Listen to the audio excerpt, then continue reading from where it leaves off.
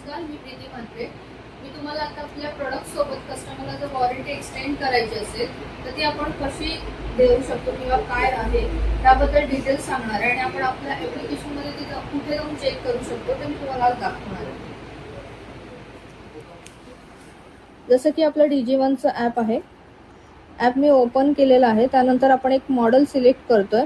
जसं की एक मी मायक्रोवेव्ह सिलेक्ट करते. हा बघा, एक LGचा मायक्रोवेव्ह मी सिलेक्ट करते.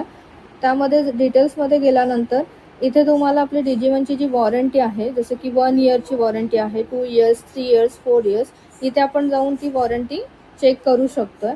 त्यानुसार जर समजा तुम्हाला आता यांची ब्रँडकडून सुद्धा वॉरंटी येते, तर ती तुम्हाला वॉरंटी कस्टमरला द्यायची असेल तर तुम्हाला इथे जायचं आहे.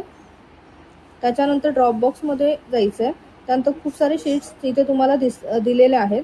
त्यामध्ये बघितलं तर brand EW, program of Daikin, Haier, LG, Panasonic, Lloyd आणि गोदरेज असे तुम्हाला इथे दिसणार आहे.